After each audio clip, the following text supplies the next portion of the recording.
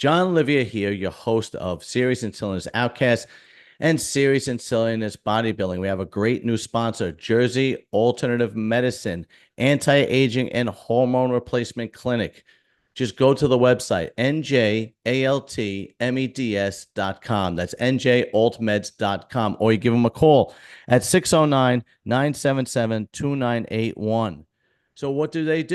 They actually offer a variety of services like TRT replacement, medical weight loss, female sexual health, male sexual health, injectable peptides, anti-aging treatment. And this is all under the eyes of an actual physician. You fill out an intake form. You go over symptoms with a clinician, and they will customize medication that you could take. And the best part is it's prescribed by a physician and it is delivered to your doorstep in all 50 states. You don't even have to leave the comfort of your home. That is njaltmeds.com, 609-977-2981. Go to Jersey Alternative Medicine now and get healthy. John Olivier here, your host on Serious and Silliness Outcasts. So we got a great video today. We're going to be diving into the fairy tale stories of Gianni Russo. But before we get into Gianni Russo and all his bullshit, first I got to give a shout out to my sponsor. So this sponsor is Beer League Warriors Apparel. This is their shirt. This is a brand new shirt. I just was given this shirt. I love this shirt. These shirts are great to work out. These are one of these sweat-free shirts.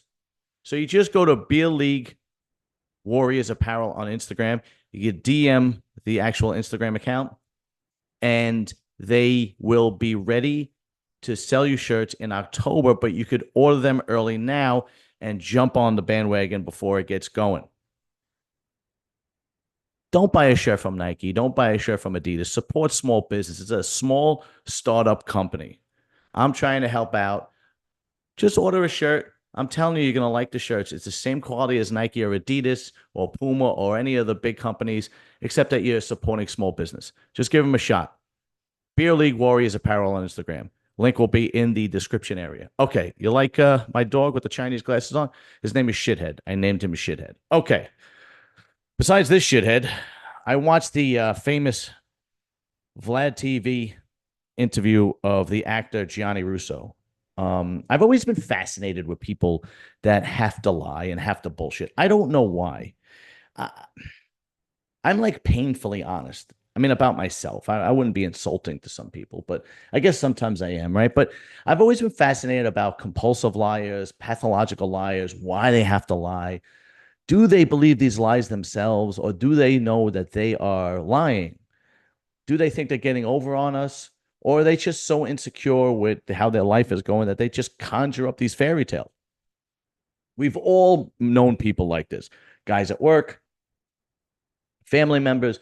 There's always somebody who comes up with bullshit and he's just got to like yes them to death. Because the one thing about like pathological liars, if you call them out, they just get offended and they lie on top of the lie, on top of the lie, on top of the lie, and just gives you a headache. And it never works. So you just yes them to death, which is what happens. But anyway, what's fascinating about Gianni Russo is there's really no reason to lie. He's an accomplished actor.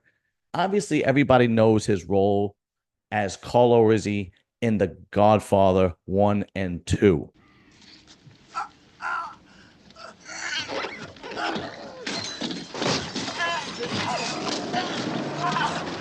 But besides that role, he has played in a ton of movies.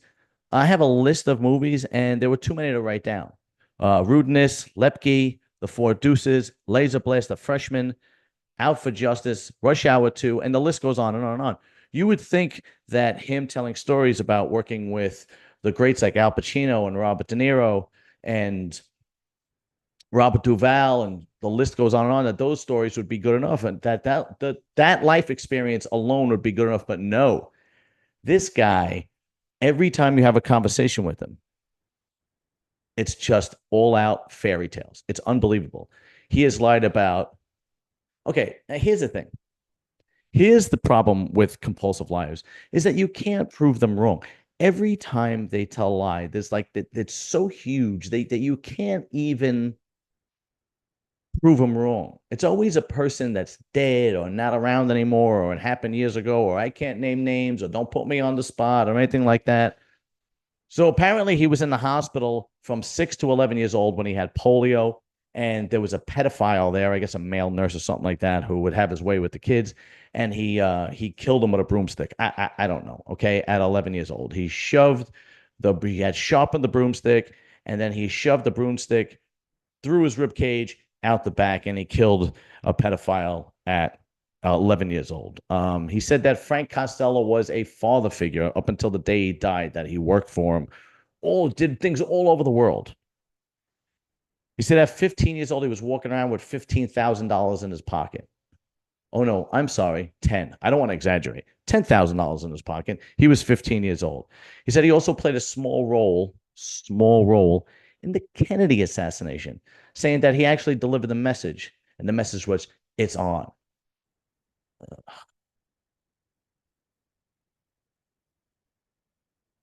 But now we're going to discuss some of like the greater lies or the greater fairy tales or the greater stories that he says in the Vlad TV interview. Now, this Vlad TV interview was about 4 years ago. And again, I never watched it. A lot of people have talked about it. It got like, I think, 2.5 million views. So I sat down and I watched it. I almost couldn't sit through it. I almost couldn't sit through it. I was literally rolling my eyes, and because every sentence, even if he was telling a grand story, there was also little stories within the grand story, and they're all lies. It's unbelievable. And what blows me away is I don't know how or why these guys slip through the cracks. Now, I think with Vlad, what had happened was Gianni Russo wrote a book, and the guy was trying to promote his book. And being that Gianni Russo was an actor that everybody knows, especially growing up in my generation, the Boomer generation, the Gen X generation, everybody knew The Godfather and Rush Hour and Out for Justice and so on and so forth. That okay, well, let's have him on. He is a celebrity. He is famous. His book is crazy. Let's see. That's the only thing I could see justifying him being under the spotlight, because it's so. Back in the day, he would have never got on a TV talk show because everybody would know he's full of crap. But with social media and YouTube, anything that's entertaining. So he starts off the interview right off the bat with a story about his great uncle Angelo, who was a mafiosa captain in Sicily, and they hung him because they were trying to get rid of Cosa Nostra in Sicily. Of a no-show job that friends of our family, the Gambinos, gave him and the Anastasias on the waterfront. My father was a ladies' man, so I have to blame him for my past. So he was never really there. And my grandmother and grandfather actually raised me more than anything, because my mother had her hands full, my two older sisters, and but which is a normal, typical thing, in our neighborhood. I didn't know what was right and what was wrong. We had nothing to measure it against. And the people like O'Neill Della Croco and the Gambinos, they were a way of life. And even at that young age, I respected them, and not knowing why. They were the heroes. They dressed well. They took care of people. And they actually controlled their neighborhood. It wasn't the police, wasn't anybody. Right. And I guess your great uncle, Angelo, was a mafia boss back in Italy. In Sicily, yeah. Well, I didn't know that later, after I met Frank Costello. He asked me who do I know my uncle Angelo? And I said, I know of him, I don't know him. And because he was put to death in 1947, they hung him when they were trying to abolish La Cosa Nostra. But unbeknownst to me, he was responsible for sending Carlo Gambino, Vito Genovese, and Frank Costello to America. Then he goes on to say that his great uncle Angelo was also the person that got Frank Costello to the United States, that got Vito Genovese to the United States, and got Carlo Gambino to the United States. He was responsible for those three bosses coming over to the United States. Apparently, his great uncle Angelo, who was hung and died, and you could never find out if it's the truth or not because it was a million years ago, and everybody that he spoke about is dead. So how would you know if it was true or not? It's just it's this, and when people that lie, pathological lies, it's the same blueprint every time. Like it's the same crap every time. They seem convincing, and then when you ask them a detail, like if you were to ask them, how did he do that? How did your Uncle Angelo? He would go into a grander lie to make it seem even more crazy of a story. They almost want you to ask him for details so they can make up a greater lie. It's unbelievable. If you want to be entertained, just go watch the video. I'll put both of them in from Vlad TV in the description area. You could just go and watch yourself. The next one was a doozy. This one was fantastic. He said that he had a 4-year affair with Marilyn Monroe. He said, I'm going to take a bath. I said, okay, I'm going to go downstairs. She says, walk me in there. So she walks and turns the water on, and she's comb out my hair, which I've done 100 times at the salon. So she lowers her robe, and I'm saying to myself, who's going to believe I'm over here with Marilyn Monroe? Then she shuts off the bath water, and she says, get in the tub with me. I said, you're going to get me killed. And with that, she drops her robe. This is Marilyn Monroe. I can't believe it. She gets into the tub, and she convinced me to get into the tub. So I'm a gentleman. That was Saturday afternoon. I left Monday morning.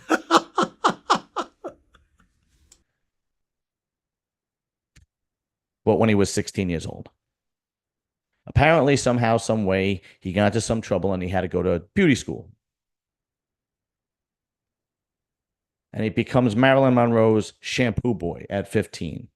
And she would always, want him to shampoo her hair. Anyway, one day, Frank Costello sends him up to the suite in whatever hotel, and it's Marilyn Monroe, and she seduces him, being 16 years old. She seduces him, and they make love in a bathtub. Oh, God.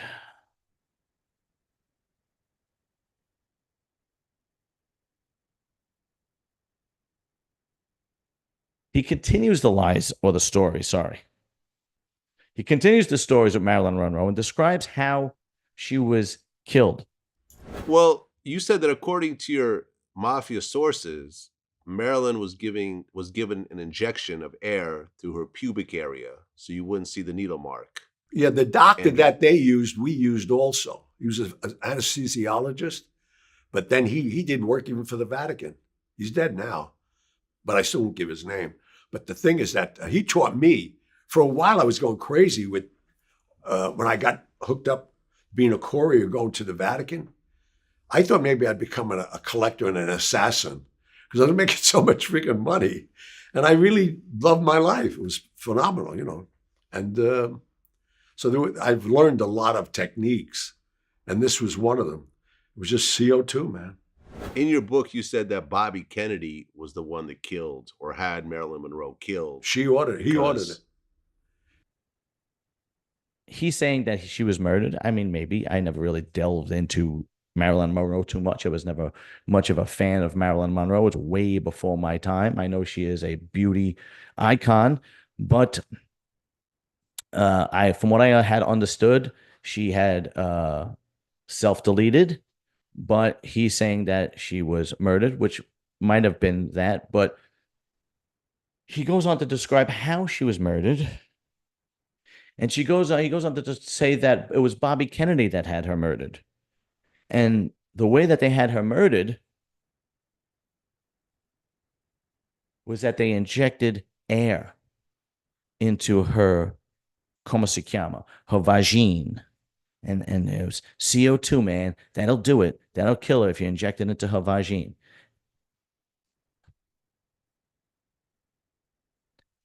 Unbelievable. Oh, he also talks about how he was really good friends with the Pope, Pope John Paul. Yeah. He was at the Vatican all the time, constantly.